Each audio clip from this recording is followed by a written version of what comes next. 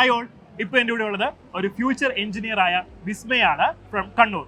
വിസ്മയ, എന്തൊക്കെയുണ്ട് വിശേഷങ്ങൾ? സുഖമായിട്ടിരിക്കുന്നു. ഓക്കെ, ശരി. മോളിപ്പോ ഏത് കോളേജിലെ ഏത് കോഴ്സാണ് പഠിക്കുന്നത്? ഞാനിപ്പോ NIT സുരത്കലിലെ സിവിൽ ബ്രാഞ്ച് ആണ് എടുത്തിട്ടുള്ളത്.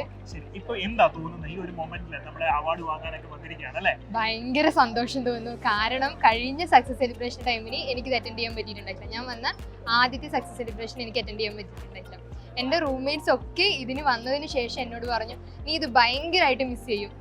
അപ്പോൾ എനിക്കും എന്തൊക്കെയോ റിഗ്രറ്റ് ഒക്കെ തോന്നി. പക്ഷെ ഞാൻ അവരോട് പറഞ്ഞു, കുഴപ്പമില്ല, അടുത്ത സക്സസ് സെലിബ്രേഷന് ഞാൻ ആ സ്റ്റേജിൽ ഉണ്ടാവും. അപ്പോൾ ഇന്ന് അതിനു വേണ്ടി മാത്രം ഇവിടെ വന്നു. ഭയങ്കര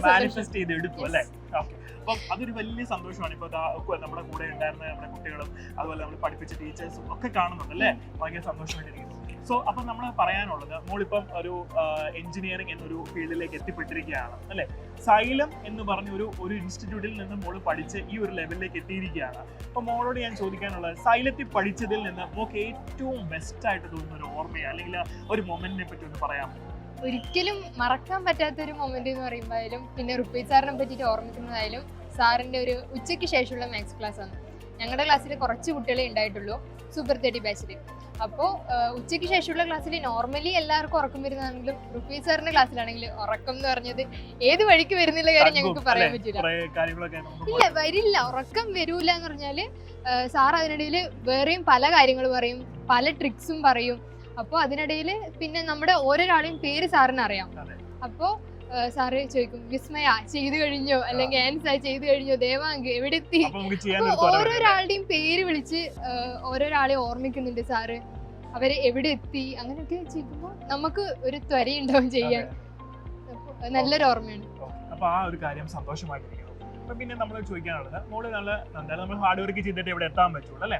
അപ്പൊ ആ ഒരു പ്രിപ്പറേഷൻ ജേർണി എങ്ങനെയായിരുന്നു മോളെ? ആ ഒരു സ്റ്റാർട്ടിങ് അല്ലെങ്കിൽ മോള് ഓഫ്ലൈനിലാണോ ഓൺലൈനിലാണോ എങ്ങനെയാ, അതിനെ പറ്റി ഒന്ന് പറയാമോ? ഞാൻ ഓഫ്ലൈൻ ബാച്ചിലായിരുന്നു ഉണ്ടായത്. അപ്പോൾ ആദ്യമൊക്കെ വന്ന ടൈമിന് എല്ലാവർക്കും ഭയങ്കരമായിട്ട് പഠിക്കണം എന്നുള്ളൊരു ഇതൊക്കെ ഉണ്ടാവും. അപ്പോൾ ആദ്യത്തെയൊക്കെ നല്ല രീതിയിൽ പ്രിപ്പറേഷൻ പോയി. പിന്നെ ഇടയ്ക്ക് എപ്പോഴോ വെച്ച് ഡൗൺ ആയി. അപ്പോൾ ആണെങ്കിലും നമുക്ക് ഈ ഫാക്കൽറ്റീസ് ഒക്കെ ആയിട്ട് നമ്മൾ നല്ല ഫ്രണ്ട്ലി ആയിരുന്നു. അപ്പോൾ നമുക്ക് അവരോട് എന്തും തുറന്ന് സംസാരിക്കാൻ പറ്റുന്നതായതുകൊണ്ട് നമ്മുടെ പ്രശ്നങ്ങൾ അവരോട് സംസാരിച്ചു. അവർ പല സൊല്യൂഷൻസും തന്നു. പിന്നെ അതിൻ്റെ ഭാഗമായിട്ട് നല്ല ഇമ്പ്രൂവ്മെന്റ്സ് ഉണ്ടായി. ഇനി നമ്മൾ സബ്ജക്ട് ഓറിയന്റഡ് ആയിട്ട് നോക്കുകയാണെങ്കിൽ നമുക്കറിയാം ഫിസിക്സ്, കെമിസ്ട്രി, മാത്തമാറ്റിക്സ് ഉണ്ട്.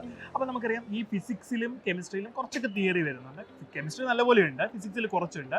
പിന്നെ പ്രോബ്ലം നോക്കുകയാണെങ്കിൽ മാത്സ്, ഫിസിക്സ് അല്ലേ? അപ്പോൾ മോൾ ഈ തിയററ്റിക്കൽ ആയിട്ടുള്ള കാര്യങ്ങളും അതേപോലെ പ്രോബ്ലമാറ്റിക് ആയിട്ടുള്ള കാര്യങ്ങളും എങ്ങനെയാണ് ഡീൽ ചെയ്യുന്നത്?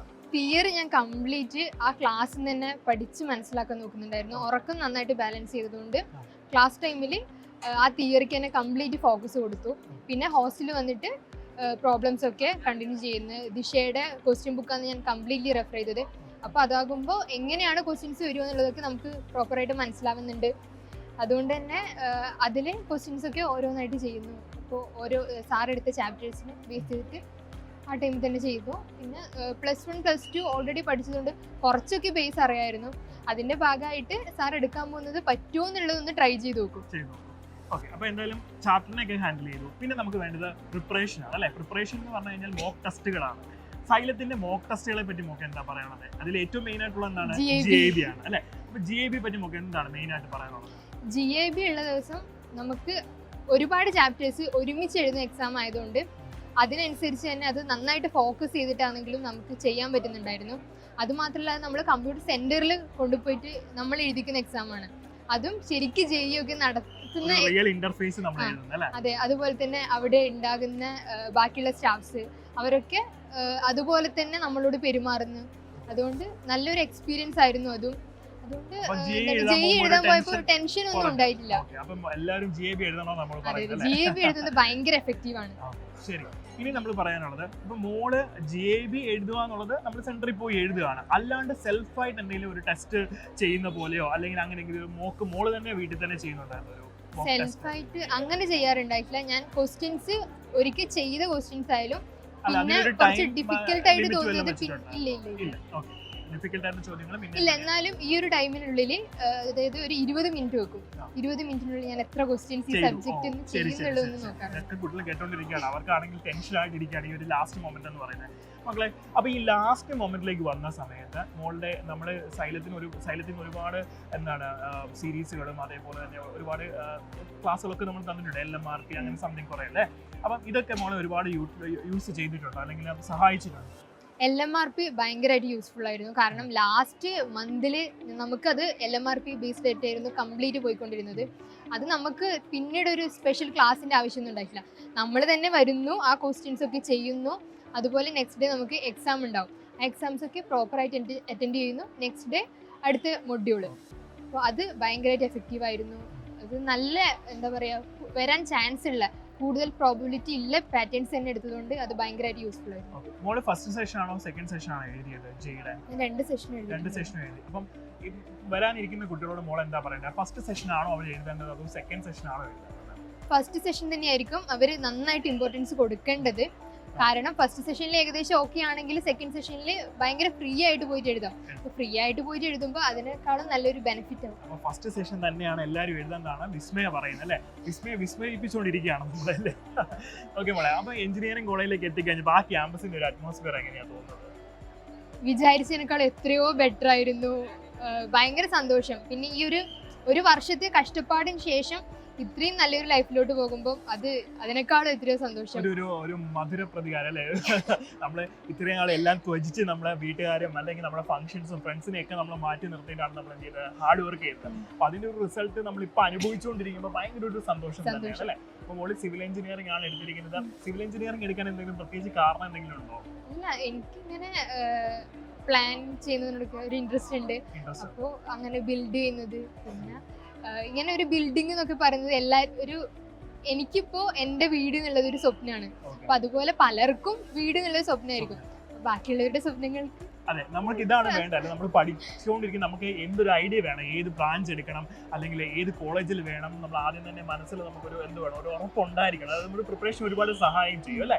പേരൻസിന്റെ ഒക്കെ സപ്പോർട്ട് എങ്ങനെയായിരുന്നു? പേരൻസ് എനിക്ക് എന്താണോ താല്പര്യം ഞാൻ ആ രീതിയിലോട്ട് പൊക്കോട്ടെ. അവർ ഒന്നിനും ഫോഴ്സ് ചെയ്യുന്നുണ്ടായിട്ടില്ല. എൻ്റെ കരിയർ ഞാൻ തന്നെ ചൂസ് ചെയ്യുന്നതാവണം, ഞാൻ ഭയങ്കര ഇൻട്രസ്റ്റോടെ ചെയ്യുന്നതായിരിക്കണം എന്ന് അവർക്ക് നല്ല നിർബന്ധമുണ്ട്. അതുകൊണ്ട് അവരൊന്നിനും ഫോഴ്സ് ചെയ്തിട്ടില്ല. നിനക്ക് എന്താണോ താല്പര്യം നീ ആ വഴിക്ക് പൊക്കോളൂ, എന്തിനും സപ്പോർട്ടായിട്ട് ഞങ്ങളുണ്ടാവും, ആ രീതിയായിരുന്നു. ലാസ്റ്റ് ആയിട്ട് ഒരു ചോദ്യം കൂടി ചോദിക്കട്ടെ. അതായത് ഇപ്പോൾ പ്രിപ്പയർ ചെയ്യാൻ ഇരിക്കുന്ന കുട്ടികൾ അല്ലെങ്കിൽ അവർ ഭയങ്കര ടെൻസ്ഡ് ആയിട്ട് നമ്മൾ ക്ലാസ് എടുക്കുമ്പോൾ അവർ ഒരുപാട് ക്വയറീസ് ആണ് നിങ്ങളോട് ചോദിച്ചുകൊണ്ടിരിക്കുന്നത്.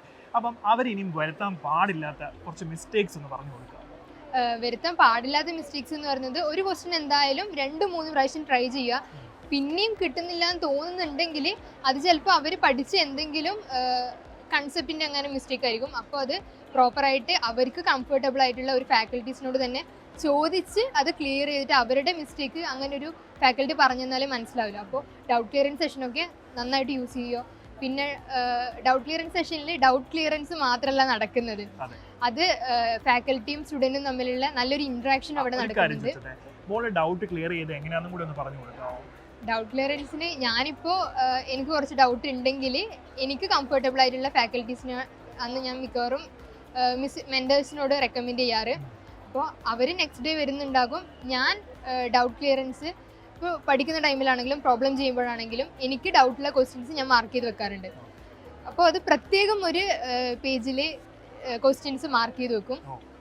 അത് ഫാക്കൽറ്റീസ് വന്നാൽ ആ പേപ്പറുമായിട്ടായിരിക്കും പോകുന്നുണ്ടാവുക.